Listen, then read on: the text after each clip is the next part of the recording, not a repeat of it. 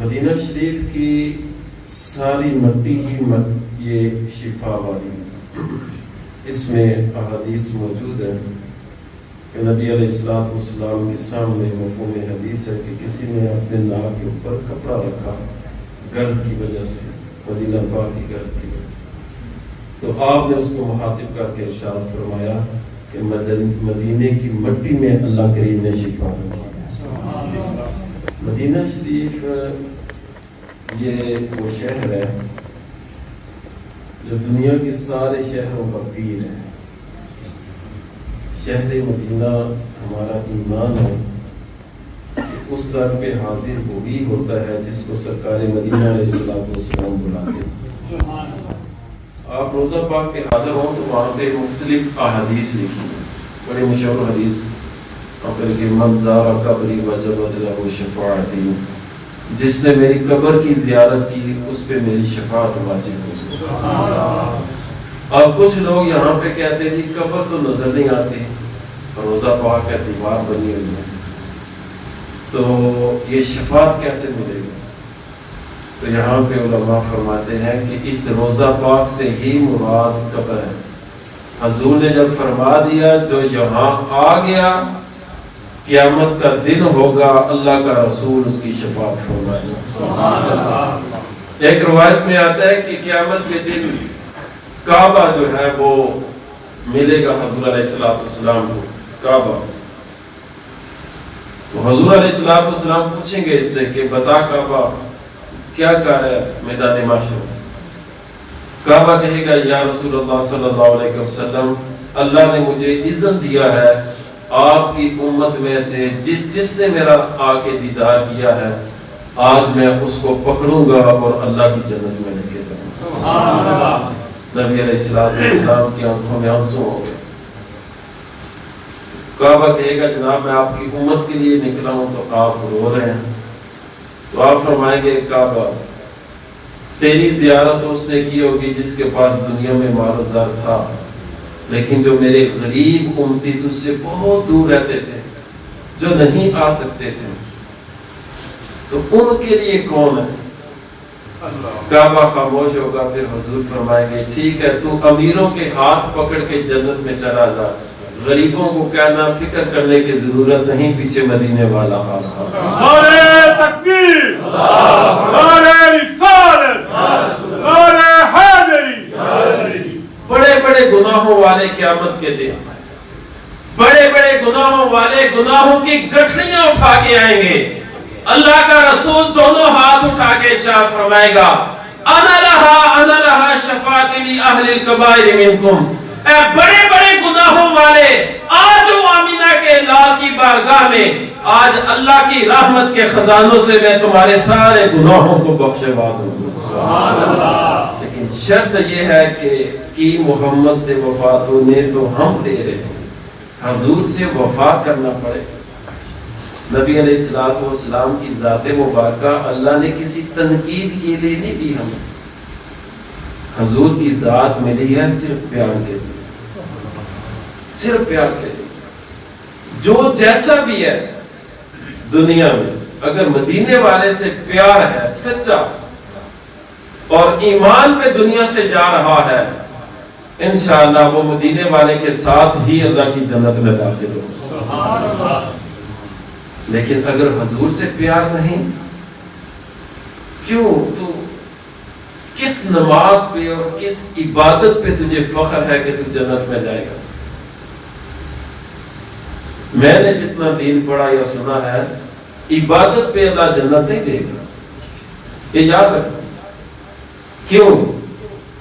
نبی علیہ السلام کی بارگاہ میں وہ حدیث شاید میں نے آپ کے سامنے پیش کی تھی، مجھے نہیں یاد لاسٹ جمعہ میں، جس بندے نے 500 سال اللہ کی عبادت کی۔ 500 سال کیسے؟ سمندر کے اندر ایک جزیرہ تھا، وہاں کوئی گناہ نہیں، کوئی ریاکاری نہیں۔ ہمیں کیا خطرہ ہے؟ نماز پڑھی بندہ میرے شاید نفس وسوسہ ڈالے شیطان، ہاں ماشاءاللہ نماز پڑھ کے نکلو، اس نے نماز نہیں پڑھی لیکن ضائع کروا دیا، یہ ریاکاری ہے، کسی کے دکھاوے کے لیے کرنا۔ وہاں پہ کوئی دکھاوا نہیں، اکیلا بندہ ہے، 500 سال اس نے عبادت کی۔ جبریل بارگاہ رسالت مرض کرتے ہیں آقا جب اس کے مرنے کا وقت قریب آیا اس نے اللہ سے کہا یا اللہ 2 باتیں 2 دعائیں کرنا چاہتا ہوں، ایک سجدے میں روح نکلے، دوسرا قیامت تک میرا جسم سجدے میں رہے۔ جبریل کہتے ہیں اللہ نے دونوں قبول کر دیا اور حضور کی بارگاہ میں عرض کرتے ہیں آقا جب ابھی آپ کے پاس آیا ہوں تو اس کا جسم سجدے میں دیکھ کے آیا ہوں، لیکن آگے کیا کہا؟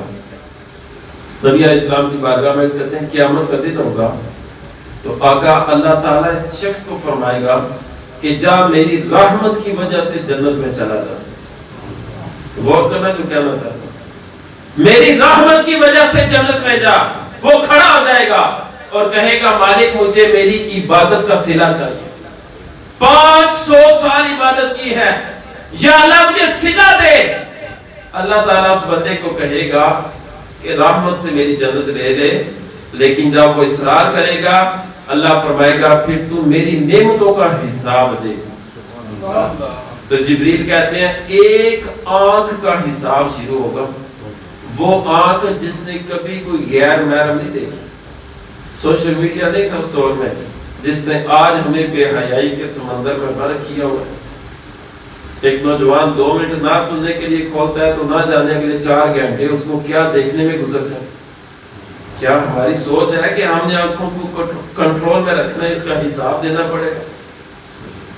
نماز کے لیے ٹائم نہیں، لیکن سوشل میڈیا پہ بیٹھنے کے لیے گھنٹوں ٹائم موجود ہے۔ تسبیح نہیں ہے نبی پہ درود پڑھے، لیکن 24 گھنٹے موبائل موجود ہے۔ صبح اٹھنا ہے تو پہلے قرآن پہ نظر نہیں پڑنی، پہلے موبائل پہ پڑھنی ہے میسج کس نے کیے ہیں۔ یہ آج کی ہماری زندگی ہے، وہ 500 سالہ عبادت ہے، کوئی ریاکاری نہیں، قبول شدہ عبادت ہے۔ اللہ فرمائے گا ایک آنکھ کا حساب دے، ایک آنکھ کا حساب کمپلیٹ نہیں ہوگا، 500 سالہ عبادت ختم ہو جائے گی۔ جبریل کہتے ہیں بارگاہ رسالت میں یا رسول اللہ صلی اللہ علیہ وسلم اللہ اعلان کرے گا کہ اس کو میری دوزخ میں پھینک دیا جائے۔ اللہ کی طرف دیکھے گا، عرض کرے گا مالک مجھے اپنی رحمت سے اپنی جنت دے۔ پھر اللہ فرمائے گا ٹھیک ہے میری رحمت سے میری جنت میں داخل ہو جا۔ اب 500 سالہ عبادت، لیکن جنت میں عبادت کی وجہ سے جا رہا ہے یا اللہ کی رحمت کی وجہ سے جا رہا ہے؟ اللہ کی رحمت کی وجہ سے جا رہا ہے۔ دنیا میں جتنا مرضی تو عبادت کا لے، قیامت کے دن یا اللہ کی رحمت پکڑے گی یا مدینے والے کی شفاعت تجھے جنت میں لے کے جائے گی۔ لیکن اگر حضور سے پیار نہیں کیا اور محبوب علیہ السلام پہ باتیں کرتے رہے پھر کوئی جنت نہیں۔ اللہ نے زندگی بنائی ہی مدینے والے کے لیے۔ مجھے ایک دوست نے مینا میں آرمی کے کوئی ریٹائرڈ آفیسر تھے، انہوں نے مجھ سے ایک سوال کیا۔ انہوں نے کہا جناب سنت پہ عمل کرنے کی لاجک کیا ہے، کیا اس کے بینیفٹ ہے؟ شرعی طور پہ جو بینیفٹ اسلامی طور پہ بنتے ہیں وہ تو میں نے بتائی، ٹائم نہیں ہے کہ میں وہ آپ کے سامنے ساری بات بیان کروں، لیکن جو قرآن سے میں نے دلیل دی وہ آپ کے سامنے بیان کروں۔ باقی باتیں بتا کے پھر قرآن پہ آیا۔ میں نے بولا کہ قرآن میں سورہ بقرہ کے ایک آیت کریمہ اللہ فرماتا ہے قُلْ إِن كُنْتُمْ تُحِبُّونَ اللَّهَ، اللہ حضور کو فرما رہا ہے محبوبی نے کہہ دے اگر یہ اللہ سے پیار کرتے ہیں۔ یہاں پہ اللہ پیار نہیں کر رہا، کون پیار کر رہا ہے؟ ہم۔ اے محبوبی نے کہہ دے اگر یہ اللہ سے پیار کرتے ہیں فَاتَّبِعُونِي، اے مدینے والے پھر تیری پیروی کریں۔ پیروی پیر سے نکلا ہے، مطلب کیا بنے گا کہ آپ کے طریقے پہ عمل کریں، جس طرح آپ نے قدم با قدم زندگی گزاری ہے یہ آپ کے طریقے پہ عمل کریں، آپ کی سنت پہ عمل کریں۔ تو یا اللہ کیا دے گا؟ آیت کی اس ترتیب پہ آپ غور کرنا۔ یا اللہ کیا دے گا؟ فرمایا پہلے یہ پیار کر رہے تھے، جب مدینے والے کا واسطہ اور سنت کا جو وہ عمل سامنے آئے گا اللہ فرماتا ہے یحببکم اللہ، کائنات کا رب پھر ان سے پیار کرنا شروع کر دے گا۔ میں نے وہ جو ساتھی تھے جنہوں نے سوال کیا، میں نے بولا حضرت باقی دنیا کے فائدے تو ہیں، تو ایک فائدہ قرآن سے یہ بیان کر رہا ہوں، حضور علیہ السلام سے محبت اور آپ کے طریقے پہ عمل کا فائدہ یہ ہے کہ سارے جہانوں کا رب پھر اس بندے سے پیار کرتا ہے۔ تو مدینے والے آقا علیہ السلام کی شان مبارکہ آپ سے پیار، اور آپ کے شہر میں وہی داخل ہوتا ہے جس کو حضور پسند فرمائے۔ حضرت امام مالک رحمۃ اللہ تعالیٰ علیہ نے ساری زندگی درس حدیث دیا مدینہ شریف میں، صرف ایک فرض حج کیا جا کے، دوسرے حج کے لیے مدینہ نہیں چھوڑا۔ پوچھا جاتا تھا امام دوسرے حج کے لیے نہیں جاتے؟ فرماتے تھے حج ایک فرض ہے وہ کر لیا، اب مدینہ اس لیے نہیں چھوڑنا چاہتا، یہ نہ ہو مدینہ چھوڑوں تو مجھے مدینے سے باہر موت آ جائے۔ مالک مرنا چاہتا ہے تو مدینہ میں مرنا چاہتا ہے، اور پھر ساری زندگی شہر نبی کا ادب کیا۔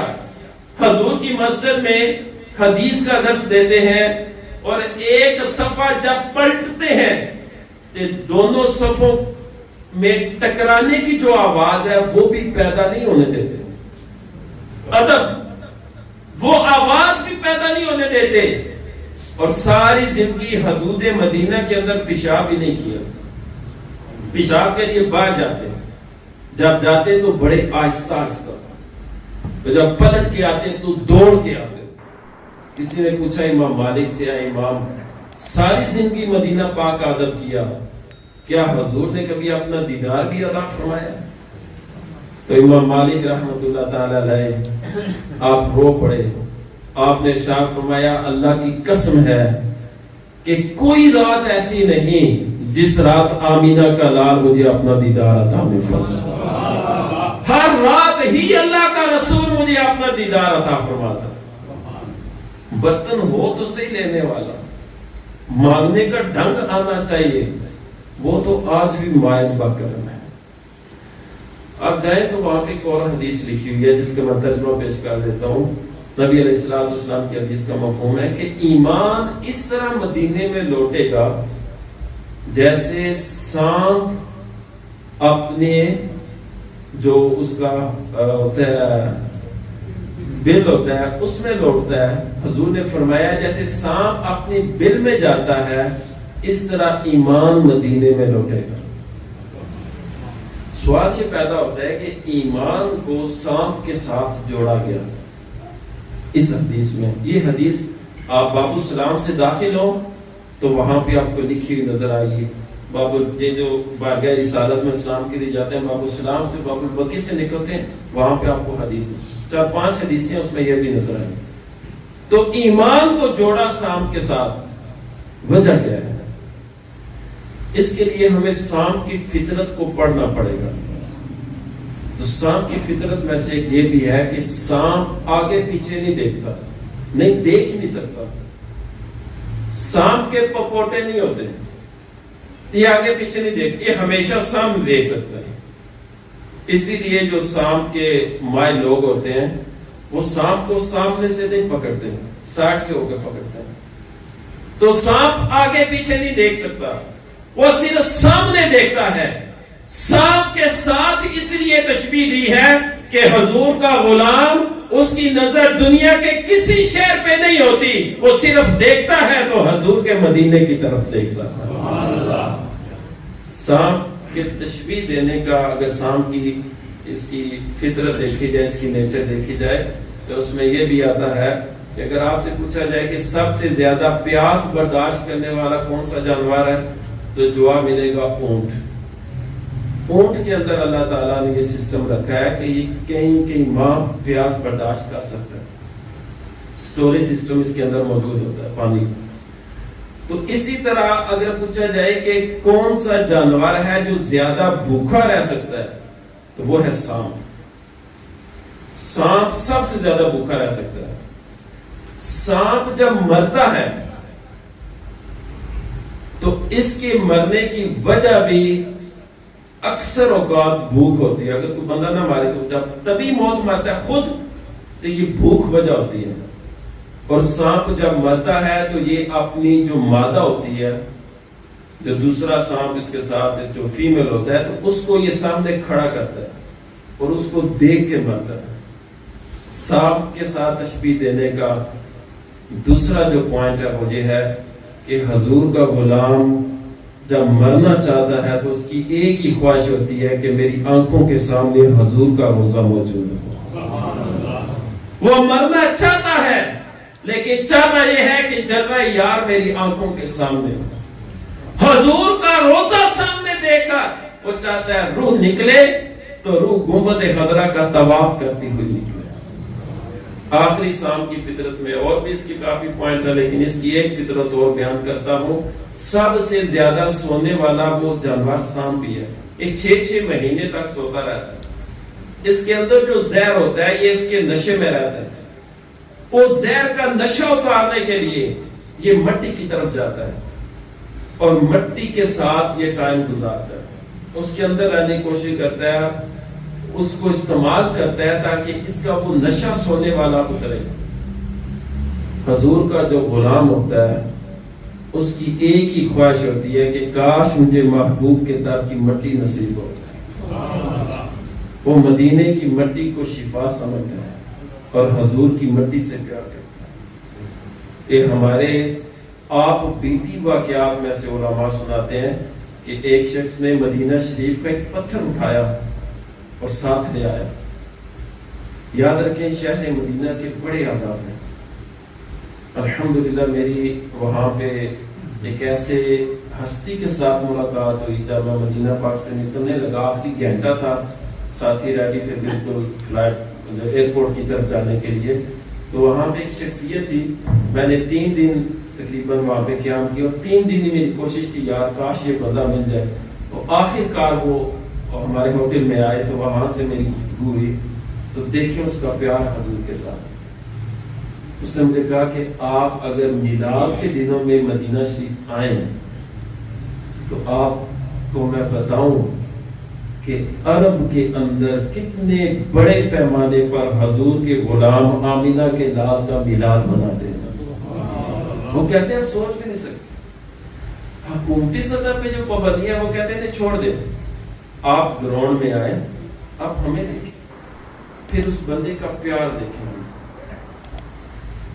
اس بندے نے کہا جی پوری دنیا سے علماء, پاکستان کا جس مرضی عالم کا نام لے لیں, پوری دنیا سے میرے گھر آتے ہیں. اس کی وجہ کیا ہے؟ اور یہی وجہ مجھے پتا چلی تھی جو میں ان سے ملنا چاہتا ہوں. انہوں نے کہا کہ الحمدللہ ہمارا مشن یہ تھا کہ حضور علیہ السلام کی زندگی مبارکہ میں جتنی چیزیں استعمال ہوں, ایگزامپل جو ممبر استعمال ہوا, جس ایریے کی وہ لکڑ تھی, جس سٹائل میں وہ ممبر بنایا گیا, ہم اس ایریے میں گئے, ویسی لکڑ خریدی, اس سٹائل میں بنا کر ہم نے اس ممبر کو اپنے گھر میں آ کے رکھ دیا. حضور کی اداؤں سے پیار دیکھیں. جس طرح کا عصا مبارک تھا, ڈنڈا مبارک, اسی لکڑ کا, اسی شکل کا, اسی ایریے سے لے کے ہم نے بنا کے رکھا. الغرض پوری زندگی کی ہر چیز, حتیٰ کہ جس طرح کی اونٹنیاں حضور نے پسند کی, جس نسل کے گھوڑوں کا ذکر احادیث میں آیا آپ نے استعمال کیے, اس طرح کی اونٹنیاں اسی نسل کے گھوڑے بھی ہم نے اپنے اس فارم ہاؤس میں آ کے رکھے. دنیا بھر سے عاشق آتے ہیں یہ دیکھنے کے لیے کہ میرے محبوب نے کس قسم کی چیزوں کا استعمال فرمایا. یہ کیا ہے؟ یہ عشق ہے, یہ حضور سے پیار ہے. دنیا میں آپ کسی کو کاپی کریں, کسی کی نقل کریں, کسی کمرے امتحان میں بیٹھ جائیں, کسی ایگزام روم میں آپ میٹرک کا امتحان دے رہے ہیں, کسی کا امتحان دے رہے ہیں, تو کسی کو آپ دیکھیں گے, نقل کریں گے تو آپ کو فیل کر دیا جاتا ہے. قانون کے مطابق جائے تو شاید اسے جیل بھی جانا پڑتا ہے. لیکن دنیا کے کمرے امتحان میں اگر آپ مدینے والے آقا علیہ الصلوۃ والسلام کی نقل کریں گے, ان کی کاپی کریں گے, تو اللہ تعالیٰ آپ کو حشر کے امتحان میں پاس فرما دے. زندگی گزارنی ہے تو اس طرح کہ میں سو جاؤں یا مصطفیٰ کہتے کہتے کھلے آنکھ. میرے دوستو، نماز کی پابندی، تلاوت قرآن اور مدینے والے پہ درود، یہ پکڑ لیں. سوشل میڈیا سے جان چھڑائیں. یہ آپ کا سب سے بڑا جہاد ہے کہ اپنے نفس کو ٹھیک کرنا. اس سے جان چھڑائیں، اس کی ایکٹیویٹیز کو کنٹرول کریں. جو کہتا ہے میں نیکی کا کام کرتا ہوں، اچھی بات ہے کر، لیکن تو خود سمجھدار ہے اگر 2 منٹ نیکی کا اور 4 گھنٹے گناہ کا کرتا ہے تو پھر چھوڑ دے، پھر تیرے لیے یہ نقصان ہے. اس سے بچیں. زندگی میں بھی برکت ہوگی، سکون گھر میں بھی ہوگا، دل میں بھی ہوگا، اور انشاءاللہ آپ کو مزہ آئے گا کہ عبادت اللہ تعالیٰ پھر آپ کو اس میں آسانی عطا فرمائے.